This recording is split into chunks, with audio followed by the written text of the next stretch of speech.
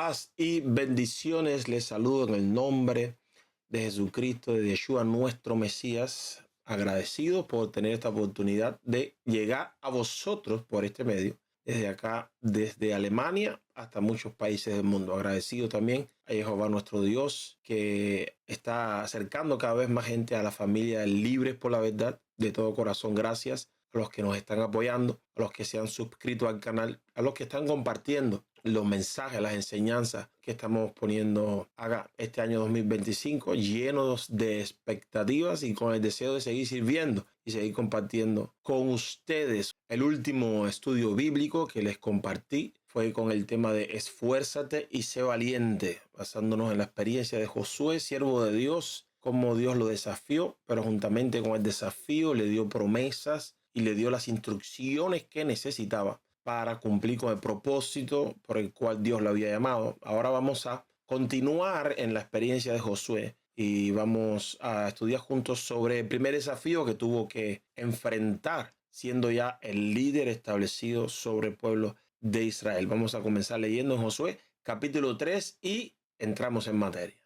Leo acá de la versión Reina Valera actualizada a partir del versículo 1. Josué se levantó muy de mañana y partió de Sittim con todos los hijos de Israel. Llegaron hasta el Jordán y pasaron allí la noche antes de cruzarlo. Después de 3 días, los oficiales pasaron por medio del campamento y mandaron al pueblo diciendo: cuando veáis que el arca del pacto de Jehová vuestro Dios es llevada por los sacerdotes y levitas, vosotros partiréis en vuestro lugar y marcharéis en pos de ella, para que sepáis el camino por donde habéis de ir, porque vosotros no habéis pasado antes por este camino. Pero entre vosotros y el arca habrá una distancia de 2000 codos, aproximadamente 900 metros. No os acerquéis a ella. Y Josué dijo al pueblo: purificaos, porque mañana Jehová hará maravillas entre vosotros. Luego Josué habló a los sacerdotes diciendo: tomad el arca del pacto y pasad delante del pueblo. Entonces tomaron el arca del pacto y fueron delante del pueblo. Y Jehová dijo a Josué: desde este día comenzaré a engrandecerte ante los ojos de todo Israel, para que sepan que como estuve con Moisés, así estaré contigo. Tú mandarás a los sacerdotes que lleven el arca del pacto diciendo: cuando hayáis llegado hasta la orilla de las aguas del Jordán, os detendréis en el Jordán. Y Josué dijo a los hijos de Israel: acercaos acá y escuchad las palabras de Jehová vuestro Dios. Y añadió Josué: en esto conoceréis que el Dios vivo está en medio de vosotros, y que él ciertamente echará de delante de vosotros a los cananeos, los heteos, los heveos, los fereceos, los gergeseos, los amorreos y los jebuseos. He aquí, el arca del pacto del Señor de toda la tierra cruzará el Jordán delante de vosotros. Tomad pues ahora 12 hombres de las tribus de Israel, uno de cada tribu, y cuando las plantas de los pies de los sacerdotes que lleven el arca de Jehová, Señor de toda la tierra, se posen en las aguas del Jordán, las aguas del Jordán se cortarán, porque las aguas que descienden de arriba se detendrán como en un embalse. Sucedió que cuando el pueblo partió de sus tiendas para cruzar el Jordán, y los sacerdotes iban delante del pueblo llevando el arca del pacto, y cuando los que llevaban el arca entraron en el Jordán, en cuanto los pies de los sacerdotes se mojaron en la orilla del agua, el Jordán se llena hasta sus bordes todo el tiempo de la siega. Esto es un detalle importante que vamos a analizar dentro de unos minutos. Las aguas que venían de arriba se detuvieron como en un embalse, muy lejos de Adam, ciudad contigua a Zeratán. Entonces las aguas que descendían al mar del Araba, es decir, al mar salado, se cortaron por completo. De este modo, el pueblo cruzó frente a Jericó. Y los sacerdotes que llevaban el arca del pacto de Jehová estuvieron en seco, firmes en medio del Jordán, mientras que todo Israel pasaba en seco y hasta que todo el pueblo terminó de cruzar el Jordán. La experiencia del cruce del Jordán es significativa para el pueblo de Israel y es muy semejante al cruce del Mar Rojo. Es casi imposible, quien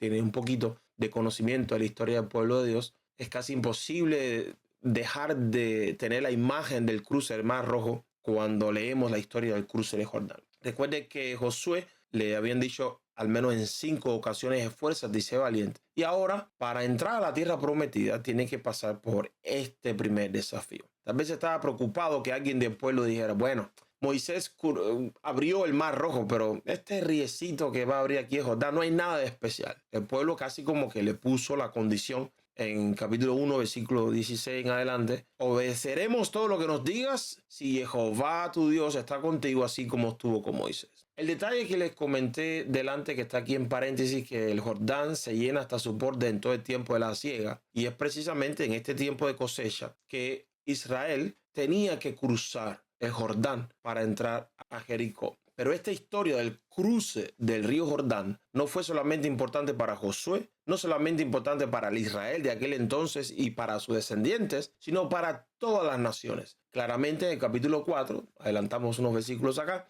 hay un mensaje dirigido a todas las naciones. Y dice acá, a partir del versículo 20, Josué erigió en Gilgal las 12 piedras que habían traído del Jordán. Y habló a los hijos de Israel diciendo, cuando en el futuro vuestros hijos pregunten a sus padres diciendo, ¿qué significan estas piedras? Daréis a conocer a vuestros hijos diciendo, Israel cruzó en seco este Jordán, porque Jehová vuestro Dios secó las aguas del Jordán delante de vosotros hasta que acabasteis de cruzar, de la manera que Jehová vuestro Dios había hecho con el mar rojo, el cual secó delante de nosotros hasta que acabamos de cruzar, para que todos los pueblos de la tierra conozcan que la mano de Jehová es poderosa, para que temáis a Jehová vuestro Dios todos los días. Hay un mensaje evidente en el cruce de Jordán para todas las naciones de la tierra. El río Jordán, la palabra Jordán, el concepto es el que desciende. Y es una característica de este río geográficamente, que está a cierta altura del nivel del mar y va descendiendo y va descendiendo. Lo interesante del río Jordán, y es el detalle que le resalté ahorita acá en capítulo 3, en versículo 15, el Jordán se llena hasta sus bordes todo el tiempo de la siega. Y es precisamente en este tiempo que Jehová le ordena a Josué y Josué le ordena a Israel que tenían que cruzar el Jordán. Dice acá, el capítulo 4, versículo 18, nos da esa información y dice acá, aconteció que cuando los sacerdotes llevaban el arca del pacto de Jehová, salieron de en medio del Jordán y las plantas de sus pies pasaron al lugar seco. Las aguas del Jordán volvieron a su lugar, desbordando todas sus orillas como antes. En el tiempo de la cosecha, el Jordán se desborda. No era simplemente el cruce de un río insignificante, sino era el cruce del Jordán en el momento en que sus aguas estaban totalmente desbordadas. ¿Para qué? Para que no quedase ninguna duda de que Jehová estaba con Josué, así mismo como estuvo con Moisés. ¿Pero qué le correspondía a Josué? Hacer lo que se le había instruido. Esfuérzate y sé valiente. No temas ni desmayes, porque Jehová tu Dios está contigo. Así como estuve con Moisés, estaré contigo. Y a partir de hoy, leímos en el capítulo 3, voy a engrandecerte. Esto es en la historia lo que vemos del Jordán. El cruce de Jordán fue una experiencia de gran trascendencia para el pueblo de Dios. Significaba la salida del desierto para entrar en la tierra de la promesa. Se acabó el tiempo de la disciplina de esos 40 años dando vuelta y llegó el momento donde Dios los consideró como aptos para cruzar al otro lado y entrar a conquistar la tierra que le pertenecía por herencia, tierra que hace 5 siglos anteriormente Jehová le había prometido a Abraham. Por lo tanto, el cruce de Jordán es una enseñanza para entrar en una transición, para salir de un periodo para entrar en uno nuevo, así como vimos que, y si no viste el estudio, te lo recomiendo acá, esfuérzate y sé valiente, vimos que esta frase, este desafío, esta exhortación de fuerza y sé valiente no solamente se le dijo a Josué, sino también David se lo expresó a su hijo Salomón cuando iba a entrar en el reinado. Y vimos que nuestro Señor Jesús también le dijo a sus discípulos una frase similar cuando estaba de camino a Jerusalén para ser sacrificado. Y estaban muy preocupados sus discípulos por quién se va a salvar, qué difícil. Y él le dijo, esfuércense por entrar por la puerta angosta, la puerta estrecha. Así que nosotros vamos a estar sacando acá nuevamente aplicaciones para nosotros que podemos aprender y sobre todo qué podemos aplicar en los momentos de nuestros desafíos, de nuestras transiciones en el camino de Dios para que podamos ser victoriosos, así como Josué. Recuerda que Jehová le dijo a Josué, medita en esta ley de noche y de día para que prosperes en todo lo que hagas. Y eso es lo que queremos nosotros, prosperar en todo aquello para lo cual Dios nos salvó, nos rescató, nos escogió para ser parte de lo que Él está haciendo en esta tierra, en relación con su reino. Entender el momento en que estaban cruzando el río ya da un mensaje para continuar en el camino que Dios nos pone. La situación tiende a ponerse complicada. Me puedo imaginar algunas personas tal vez murmurando, pero ¿cómo se le ocurre a Josué ahora cruzar el río en este momento? ¿Por qué no esperamos un poco más? Si llevamos 40 años dando vuelta aquí, 1 o 2 meses más no hacen la diferencia. Sin embargo, Josué sabía que era en el momento indicado, en el momento en que Jehová Dios diera la señal, dijera, ahora había que hacerlo. Y una y otra vez me imagino yo que las palabras de fuérzate y sé valiente sonaban en sus oídos. Literalmente, Josué necesitaba un milagro. Y así, literalmente, nosotros en este mundo, cuando avanzamos, necesitamos un milagro. Creo que cada quien tiene una experiencia de que se ha decidido por hacer la voluntad de Dios y de repente las cosas se ponen peores. ¿Puedes decir un amén? Esta enseñanza nos va a ayudar a nosotros en ese proceso de transición. ¿Qué podemos hacer? ¿Qué podemos aplicar? ¿Qué podemos entender? Lo primero es que la situación se pone difícil, por lo tanto, no hay un momento en la vida en que nosotros no necesitemos la mano poderosa de Dios abriéndonos espacio para seguir adelante. No hay día que podamos orar y decir, Dios, hoy no te necesito tanto como ayer. Por el contrario, todos los días podríamos orar diciendo, hoy te necesito más que lo que te necesité ayer.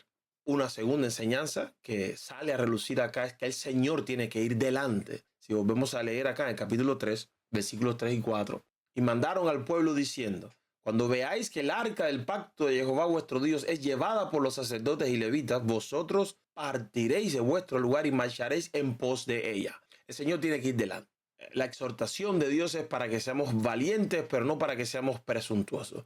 A veces tenemos la actitud de declarar cosas y decir cosas porque creemos que Dios es capaz de hacerlo. Y como nosotros lo hemos declarado y detrás hemos puesto el nombre de Jesús, ahora Dios estaría como que obligado a hacerlo. Y a eso le llamamos fe. No es el caso de la fe genuina que encontramos en la Escritura. Dios tiene que ir delante. El compromiso de nuestro Dios es con aquello que Él dijo, no con lo que nosotros creemos que Él es capaz de hacer. Así que Josué tenía que declarar lo que Jehová le estaba revelando y eso era lo que iba a suceder. ¿Y cuál era la estructura? El arca va adelante y ustedes van detrás. Incluso se necesita disciplina para obedecer al pie de la letra. Jehová le dijo a Josué, no te desvíes de mis instrucciones ni a izquierda ni a derecha. Mire, interesantemente en el versículo 4 dice, pero entre vosotros y el arca habrá una distancia de 2000 codos, aproximadamente 900 metros. No os acerquéis a ella. El pueblo podría decir, no, pero nosotros somos los elegidos,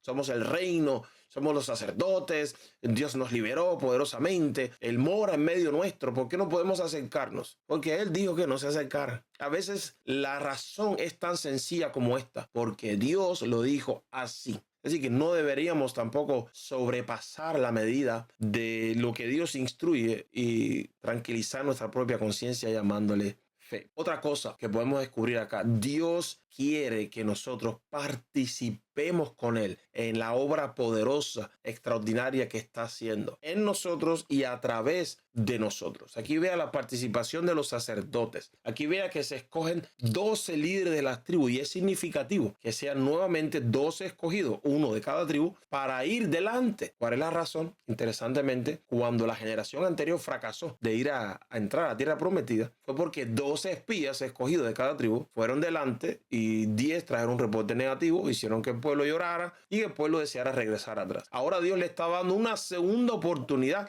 a esta generación que conocía de la generación anterior y tenía una experiencia diferente porque habían nacido o habían entrado en el desierto siendo pequeños. El pueblo tenía que involucrarse. Son situaciones similares pero diferentes. ¿En qué se diferencia? Cuando el Israel liderado por Moisés tenía que cruzar el Mar Rojo, la situación era que tenían por delante el mar, no podían avanzar y detrás tenían al faraón con su ejército que era el ejército más poderoso de aquel entonces. Estaban llenos de miedo y necesitaban literalmente que Dios actuase. ¿Cómo Dios actuó? Le ordenó a Moisés que extendiese la vara. Dios abrió el mar y ellos pasaron. Dios les detuvo a los enemigos detrás con una columna de fuego para que todo Israel cruzase. Esta generación estaba en una posición diferente. Esta generación ya era un pueblo libre completamente, con 40 años de experiencia de entrenamiento en el desierto. Aquel pueblo llevaba solamente 3 días de libertad. Lo que conocían era esclavitud. Este pueblo ya era un pueblo con años viviendo en libertad, con Dios en medio de ellos. Tenían que cruzar y los enemigos de ellos no estaban detrás, sino los tenían delante. Enemigos que para ellos no eran conocidos. Ellos no sabían la situación que les esperaba. Entonces, saliendo de la libertad, Dios los libera. Pero saliendo del entrenamiento para entrar en el propósito de la liberación, Dios quiere que su pueblo participe con él. Esa ha sido nuestra experiencia. Cuando salimos del mundo, éramos esclavos del pecado y de los rudimentos de este mundo. Dios, por su inmenso amor y misericordia que nos tuvo, nos libró.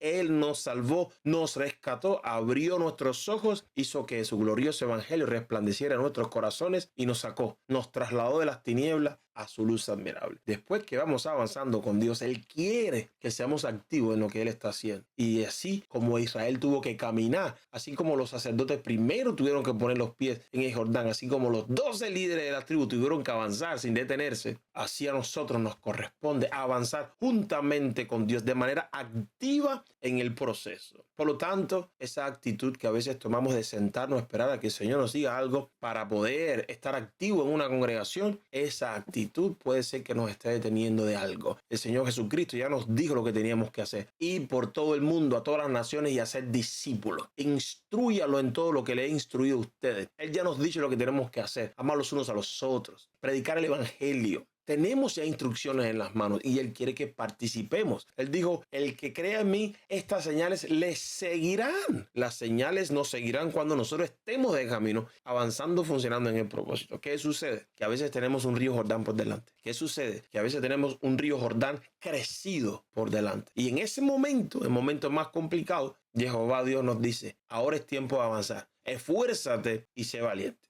Otra cosa muy bonita que confirma lo que vimos en el estudio anterior, que Dios no solamente nos desafía, sino nos da promesas. Vemos que en el cruce del Jordán, en el versículo 17 acá del capítulo 3 dice: y los sacerdotes que llevaban el arca del pacto de Jehová estuvieron en seco, firmes en medio del Jordán, mientras todo Israel pasaba en seco, y hasta que todo el pueblo terminó de cruzar el Jordán. ¿Qué nos dice esto? Que el arca del pacto, que representa la presencia de Jehová en medio de su pueblo, fue delante, les abrió camino y permaneció allí hasta que todos ellos llegaron al otro lado y después les siguió. Por lo tanto, el mensaje aquí es claro: Dios no solamente va adelante, sino Él está con nosotros mientras estamos atravesando la dificultad, y después que nos esforzamos y somos valientes y seguimos, Él va con nosotros al cumplimiento del propósito. Aleluya. Tal y como nos dijo el Señor cuando nos envió a ser discípulos: y he aquí, yo estoy con vosotros todos los días, hasta el fin del mundo. Bendito sea su nombre. Avanzando hacia las conclusiones de este estudio, yo te recomiendo la lectura de todos estos capítulos porque son realmente interesantes y bajo la inspiración del Espíritu tú puedes descubrir muchas cosas más. Yo quiero hablar algo aquí como cosas que fueron clave para el cruce victorioso del Jordán, que significa el cruce del tiempo de la preparación, del entrenamiento, de la disciplina, al tiempo de conquistar lo que nos pertenece. Una cosa que a ti y a mí no nos puede faltar: obediencia y disciplina. ¿Por qué obediencia? Porque las instrucciones son claras. Esto es lo que hay que hacer y así es como se hace. Nosotros corremos riesgo, peligro de desviarnos de lo que Dios está haciendo simplemente porque tenemos una intención buena tal vez, o porque queremos causar otro tipo de impacto. Pero hay algo de suma importancia que Dios le dijo a Josué: no te desvíes ni a izquierda ni a derecha, y que Dios nos dijo a través de las instrucciones de Moisés y que nos dice hoy. Acompáñame a Deuteronomio capítulo 12, a partir del versículo 29. Vamos a leer un poco más. A partir del 28 dice: guarda y obedece todas estas palabras que yo te mando, para que cuando hagas lo bueno y recto ante los ojos de Jehová tu Dios, te vaya bien a ti y a tus hijos después de ti para siempre. Esa es la intención de Dios. Cuando Jehová tu Dios haya destruido delante de ti las naciones a donde tú vas para desalojarlas, y las desalojes y habites en su tierra, Guárdate de que no caigas en la trampa siguiendo su ejemplo después que hayan sido destruidas delante de ti. No indagues acerca de sus dioses diciendo, ¿de qué manera rendían culto estas naciones a sus dioses para que también yo haga lo mismo? No actuarás de esa manera con respecto a Jehová tu Dios. Ciertamente ellos hacen con sus dioses todo lo que Jehová aborrece, pues aún a sus hijos y a sus hijas queman en el fuego para sus dioses. Y yo tengo marcado acá en mi programa, en esta Biblia, y recomiendo todo que lo marque para tener el entendimiento de esto, porque esto es clave. Dice, tendréis cuidado de hacer todo lo que yo os mando. No añadiréis a ello, ni quitaréis de ello. Esta frase está repetida en la instrucción una y otra vez, pero no solamente eso. Esta frase, vamos a ver acá, está en el texto hebreo 13:1, pero esta frase está también en el libro de Apocalipsis del Nuevo Testamento. Usted lee el último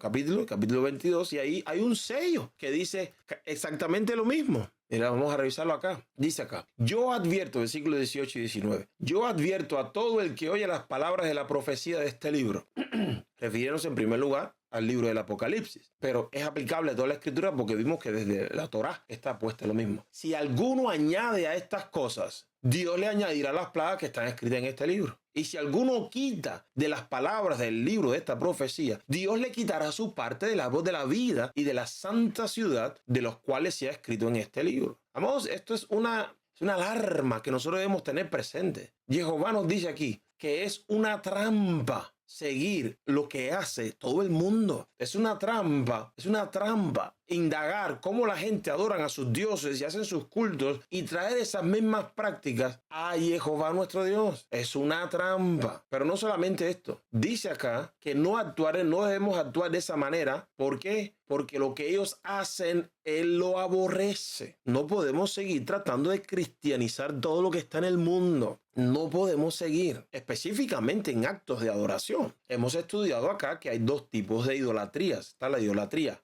abierta, pero está la idolatría sincrética, por sincretismo, que es cuando decimos el nombre de Dios, decimos que es para Él, pero estamos haciendo las cosas que las naciones hacen con sus dioses. Jehová las aborrece. Y Jesús nos da el mismo mensaje en Mateo 7, 21, 23. ¿Por qué me llaman Señor, Señor y no hacen lo que yo digo? Y en ese día me dirán, Señor, ¿y Él qué les responderá? No los conozco, apartados de mí, hacedores de maldad, hacedores de iniquidad, violadores de la ley. Es importante para cruzar todos nuestros procesos, empezando por la conversión de las tinieblas a la luz y terminando hasta el último de nuestros días acá, esperando luego la resurrección de los muertos. Es importante que seamos obedientes, y para ser obediente hay que entrenarse en la disciplina. Primer libro de Samuel, capítulo 15. Vemos otro ejemplo muy conocido, muy importante. El caso acá es el rey Saúl. El rey Saúl había recibido instrucciones claras del profeta Samuel y no esperó, hizo con tal de quedar bien con el pueblo. Falló.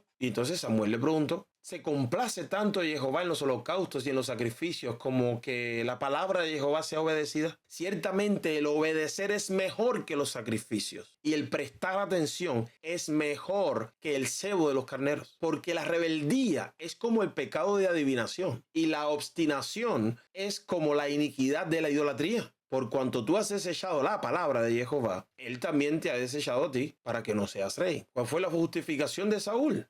Samuel le dijo, no has hecho la voluntad de Jehová. ¿Por qué no lo has hecho? Y Saúl le respondió, he obedecido la voz de Jehová y fui a la misión que Jehová me encomendó. He traído a Agag, rey de Amalek, y he destruido completamente a los amalequitas. Pero el pueblo tomó del botín ovejas y vacas, lo mejor del anatema, lo mejor de la maldición, para sacrificarlas a Jehová tu Dios en Gilgal. Para él era legítimo pues coger de eso que Dios le había llamado anatema, que había que destruir. No, lo vamos a coger y como es lo mejor, se lo vamos a dedicar a Jehová como ofrenda. Para Jehová Dios fue idolatría. Punto y final. Para ti y para mí, hoy en día es importante la obediencia, y para ser obediente hay que entrenarse en la disciplina. Segundo, una de las cosas que le dijo Josué al pueblo fue, hay que santificarse. En versículo 5 del capítulo 3, purificaos, porque mañana Jehová hará maravillas entre vosotros. Quien no se santifica no puede ver a Dios. Así está en Hebreos capítulo 12, versículo 14. Buscar la paz y seguirla, y la santidad sin la cual nadie verá a Dios. ¿Qué significa santificarse? Comienza por apartarse de lo profano, lo vano, pero termina por dedicarse al servicio de Dios. La santificación incluye el apartarse, la dedicación, la purificación, la limpieza, pero también la consagración para el servicio. El proceso de la santificación no se puede detener simplemente en salir de las tinieblas y ahora estar en la luz. El pueblo santificado para Dios es un pueblo dedicado a hacer buenas obras. La santificación para Israel allá significaba límpiese de todo lo que sea impuro conforme a lo que está en las instrucciones de Moisés, pero prepárense para servir a Jehová. Y así nosotros en el proceso de nuestras transiciones en el propósito de Dios, en esta dimensión de vida, no podemos olvidarnos de la santificación, del proceso de la santificación. Que sí, ya Dios nos apartó, pero continuamente tenemos que estarnos limpiando. Y para limpiarnos debemos fijar nuestra mirada en lo que está en la palabra. Es la norma de justicia, es la norma de la verdad, la norma de la santidad. Quien no escudriña la palabra como quien se mira en un espejo, usando el ejemplo de Santiago, pues corre el peligro de olvidarse de lo que había visto ahí. La palabra no nos puede faltar en el proceso de la santificación, y así como no nos puede faltar la obediencia a lo que estamos leyendo. Y por último, jamás podremos atravesar nuestros procesos de transición, jamás podremos entrar en la tierra del propósito, jamás podremos conquistar todo lo que nos pertenece como elegidos, escogidos y amados de Dios si no lo hacemos en fe. Sin fe es imposible agradar a Dios. Israel tenía que creerle a Jehová de que iba a detener aquellas aguas desbordadas del río Jordán. Tenía que creerle que mientras el arca estuviese allí, el río se iba a mantener detenido, a pesar de que venía descendiendo, haciendo gala de su nombre Jordán. Ellos tenían que en fe cruzar. Y los sacerdotes que cargaban el arca en fe tenían que creer que mientras ellos estuviesen ahí, las aguas no le iban a alcanzar, y mientras ellos caminaron al otro lado, las aguas iban a permanecer detenidas. Así nosotros debemos avanzar con fe, teniendo la certeza de que todo lo que se nos ha prometido se va a cumplir. Hay algo interesante que está en el capítulo 5, versículo 1, y dice: sucedió que cuando todos los reyes amorreos que estaban al otro lado del Jordán, hacia el occidente, y todos los reyes de los cananeos que estaban al lado del mar, oyeron cómo Jehová había secado las aguas del Jordán delante de los hijos de Israel hasta que habían cruzado, desfalleció su corazón y no hubo más ánimo en ellos a causa de los hijos de Israel. Esta frase, que no hubo más ánimo en ellos, dice acá: desfalleció su corazón y no hubo más aliento en ellos, completamente asustados, acobardados. Con esto quiero concluir. El Israel liderado por Josué no sabía nada del miedo que Jehová había puesto sobre esas naciones.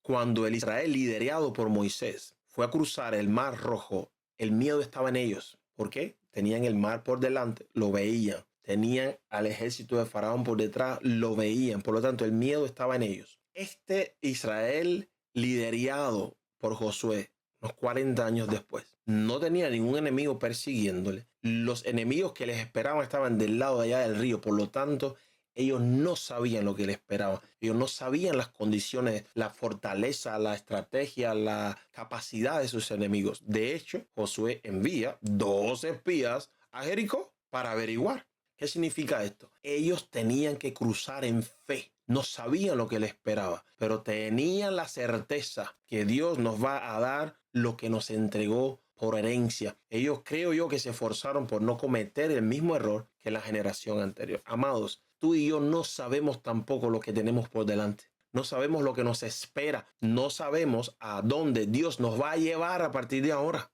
Pero una cosa sabemos: que no dejará de cumplir ni una sola de las promesas y de las palabras y de las instrucciones que le ha dado a su pueblo. Levantémonos en fe, que si somos valientes y esforzados, veremos cómo se abre el río delante de nosotros. Confiemos en la palabra de Jehová Dios Todopoderoso. Seamos valientes en no desviarnos ni a izquierda ni a derecha. No importa quién lo haga, no importa cuántos lo hagan, no importa por cuánto tiempo se ha hecho así. Esfuérzate y sé valiente para obedecer lo que está escrito en la palabra de Jehová tu Dios, y verás que así como estuvo con Moisés y así como estuvo con Josué, nos va a prosperar en todo lo que hagamos. Amén y amén. Jehová te bendiga y te guarde, te acompañe en todo tu proceso. Jehová haga resplandecer su rostro sobre ti, tenga de ti misericordia. Jehová, Dios del cielo y la tierra, fije en ti su mirada para hacerte bien y ponga en ti su paz, su shalom. Y esa paz del único sabio y soberano Dios que sobrepasa todo entendimiento, guarde tu corazón y tus pensamientos en Yeshua HaMashiach,